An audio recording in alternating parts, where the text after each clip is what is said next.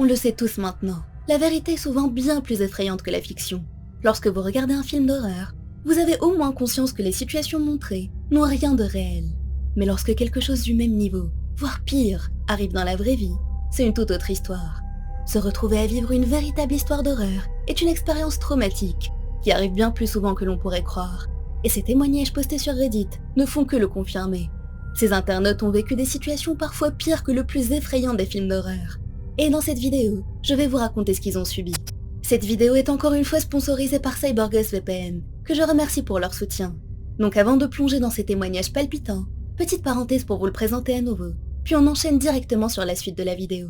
CyberGhost VPN est l'un des moyens les plus sûrs de vous protéger contre les hackers et les sites malveillants. Et à notre époque où tout est connecté, tout le monde devrait en utiliser un. Moi je ne m'en passe plus en tout cas. CyberGhost VPN sécurise notre navigation et crypte toutes nos données sensibles. Grâce à lui, on est protégé en permanence, qu'on soit connecté chez nous ou sur un réseau public. De quoi naviguer librement sur le net l'esprit tranquille. Tranquillité renforcée par la politique très stricte de CyberGhost VPN concernant nos données. Il ne les collecte pas et ne les partage pas. Outre l'aspect sécurité, CyberGhost VPN est aussi un expert du déblocage de contenu géorestreint. Il s'occupe de tout, des sites web, des vidéos YouTube, et débloque plus de 40 services de streaming comme Netflix, Amazon Prime, Hulu et plein d'autres. C'est quand même dommage de leur payer un abonnement et de n'avoir qu'une toute petite partie du contenu qu'ils proposent. Là au moins, on a accès à la totalité de leur catalogue, puisque CyberGhost VPN peut nous localiser un peu partout dans le monde. Côté plateforme, il est disponible sur Windows, macOS, iOS, Android et bien d'autres. Et avec un seul abonnement, on peut protéger jusqu'à 7 appareils en même temps, ce qui permet de partager facilement son compte avec sa famille et ses amis. Plus de 38 millions d'utilisateurs lui font confiance, notamment grâce à sa facilité d'utilisation, et les retours sont très positifs.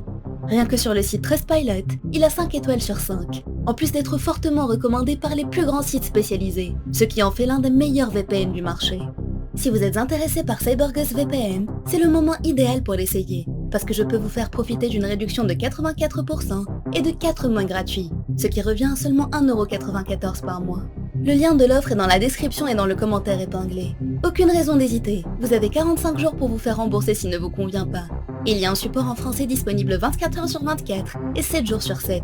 Vous pouvez donc l'essayer tranquillement et juger par vous-même de son efficacité. Donc n'hésitez plus et foncez le découvrir en cliquant sur le lien dans la description. Prêt à plonger dans ces histoires terrifiantes? C'est parti!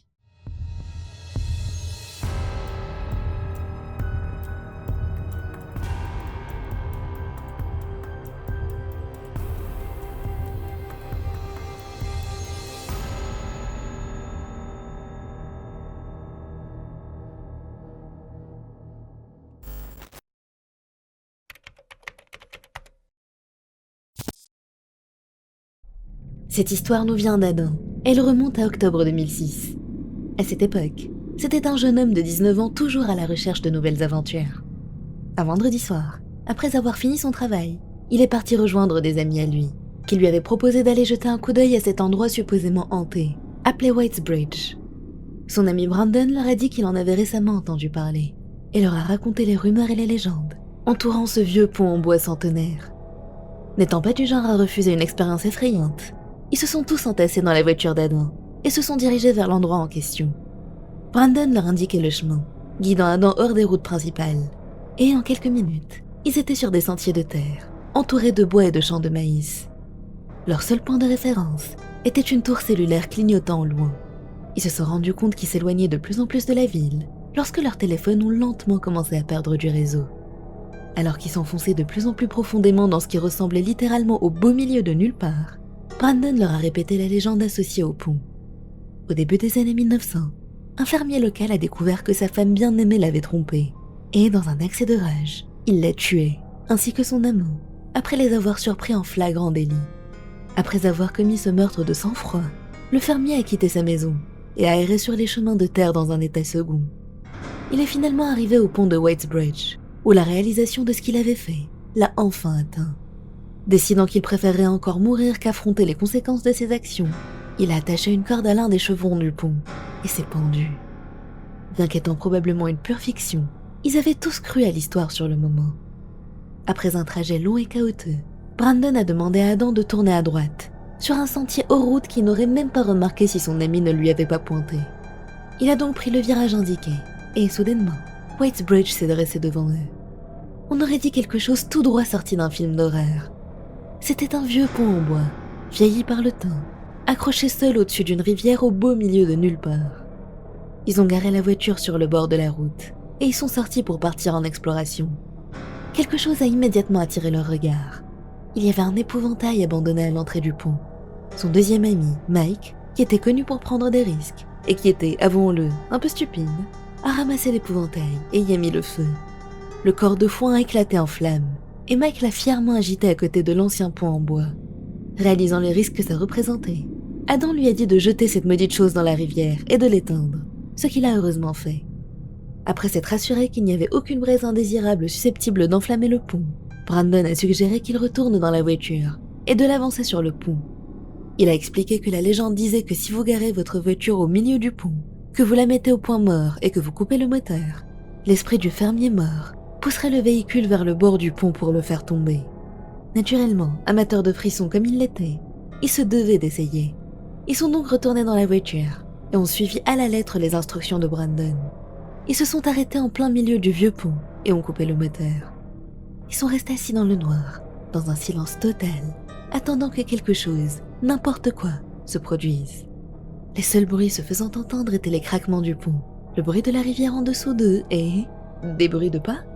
Soudainement, la portière arrière côté conducteur s'est ouverte et une femme s'est brutalement installée sur la banquette arrière, entre Brandon et Mike. Elle semblait avoir dans la trentaine, avec de longs cheveux noirs lisses, minces, et portait une chemise à carreaux avec un jean. Les amis étaient sous le choc, incapables de dire un mot, jusqu'à ce que la femme brise le silence, en leur disant qu'elle avait vu leur signal de feu pour elle. Adam n'a rien pu dire d'autre qu'un « quoi ?» choqué. La femme a poursuivi, leur disant qu'elle était heureuse qu'il soit venu, parce que la voiture de son petit ami était en panne et qu'il avait besoin qu'on la ramène. Le cerveau d'Adam faisait de son mieux pour appréhender la situation, en vain. Après plusieurs secondes, il a enfin réussi à lui demander d'une voix bafouillante qui elle était et ce qu'elle faisait là. La femme a répété son histoire de voiture en panne d'une voix agacée, leur demandant sur un ton tout aussi agacé s'il pouvait la ramener chez elle pour qu'elle ne rentre pas à pied. Elle pointait droit devant elle, vers une route étroite qui bifurquait à droite de l'autre côté du pont. Mike a commencé à vouloir accepter, mais Adam l'a immédiatement interrompu, disant à la femme qu'il était désolé, mais qu'elle allait devoir se débrouiller sans eux, parce qu'ils ne la connaissaient pas, et rien ne leur disait qu'elle n'était pas dangereuse. La femme a jeté à Adam le regard le plus noir qu'il ait jamais vu. Si les regards pouvaient tuer, il serait certainement 6 pieds sous terre à l'heure actuelle.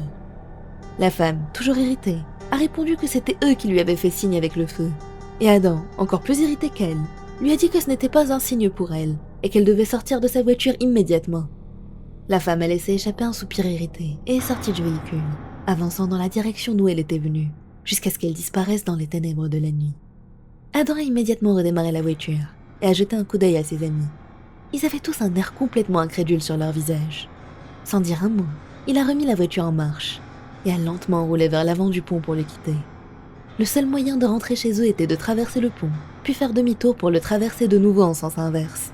Et le seul moyen d'effectuer cette manœuvre était de s'engager sur la route secondaire que la femme avait indiquée. Ce faisant, les phares de la voiture ont éclairé 3 panneaux qu'ils n'avaient pas pu voir depuis le pont. Accès non autorisé, propriété privée et ne pas entrer. En regardant plus loin dans la route, ils n'ont pas pu apercevoir la femme, qui avait complètement disparu. Adam ne voulait plus rester dans les parages après tout ça. Il a donc fait demi-tour et a retraversé le pont. Et de là, ils sont rentrés chez eux. Ils étaient tous silencieux sur le chemin du retour, étant tous encore abasourdis. Adam est retourné à Whitesbridge plusieurs fois depuis, pour essayer d'en savoir plus sur ce qui s'était passé. Mais il n'a plus jamais croisé personne, d'humain ou non.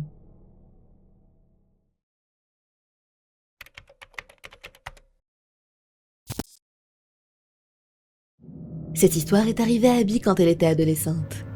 Elle devait avoir 14 ou 15 ans à l'époque, car elle était encore au lycée.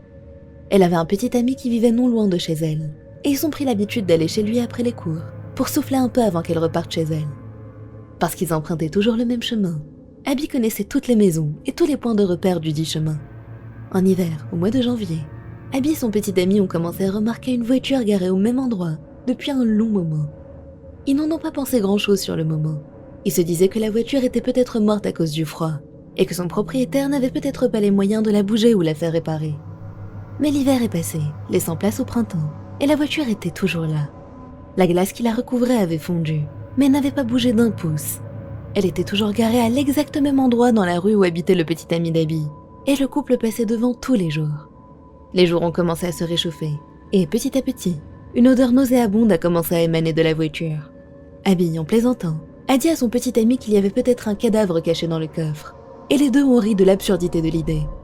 Mais ils étaient tout de même de plus en plus curieux, et un jour, ils ont fini par aller l'examiner de plus près lorsqu'ils sont passés devant. L'intérieur du véhicule était désordonné mais pas sale.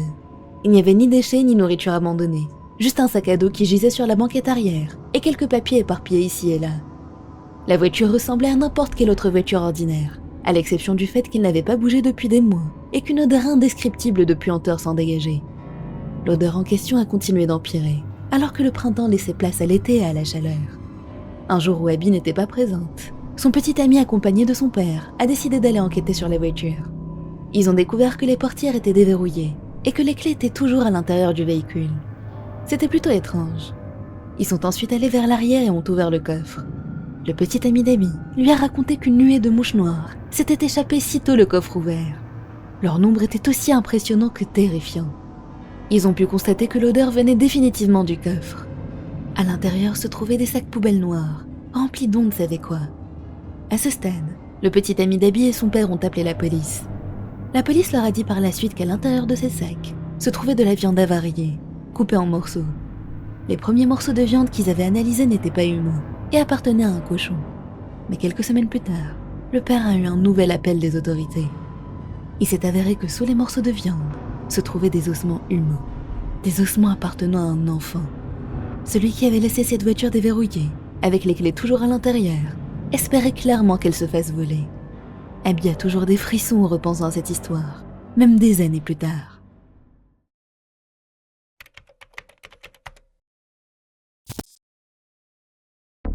Alex et son père sont allés en randonnée il y a quelques jours. Le père d'Alex était un grand fan des chutes d'eau et voulait toujours en voir le plus possible. Les deux étaient donc en train de marcher le long d'un très joli sentier. Leur randonnée passait par les berges d'une rivière. Ils étaient entourés de montagnes, et le sentier serpentait autour de gros et beaux rochers. Alex marchait à une dizaine de mètres devant son père, essayant de trouver un endroit pour faire une pause et pique-niquer. Alors qu'il tournait au niveau d'une courbe raide dans le sentier, il s'est soudainement figé. Assis sur une souche d'arbre, à quelques mètres de lui, se trouvait un homme. Il portait un haut à capuche coloré de style mexicain, avec la capuche relevée sur sa tête. Mais le plus étrange, c'est qu'il portait également une sorte de masque, avec des oreilles de lapin.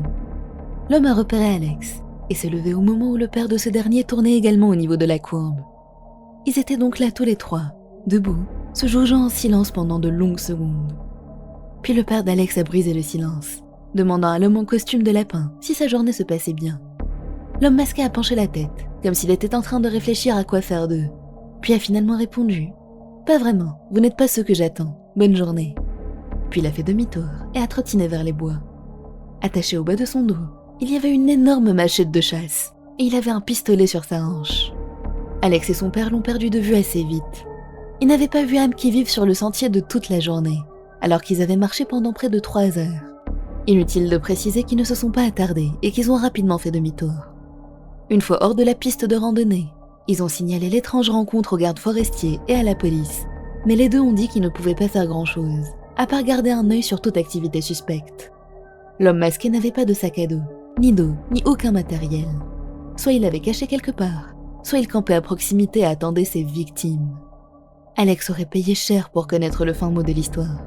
Mais malheureusement, ou plutôt heureusement, il n'a pu jamais croiser cet homme lapin. Voici qui conclut cette vidéo, j'espère qu'elle vous a plu. N'hésitez pas à me dire ce que vous en avez pensé en commentaire, et lequel de ces témoignages vous a le plus marqué. Avant de vous laisser, n'oubliez pas de cliquer sur le lien dans la description pour obtenir la réduction exceptionnelle CyberGhost VPN accordée aux abonnés de la chaîne. L'application protégera vos données pendant que vous naviguez, et vous donnera un accès complet à tout le contenu bloqué sur internet, pour 1,94 € par mois seulement. Prenez soin de vous, restez prudents, et à très vite pour une nouvelle vidéo.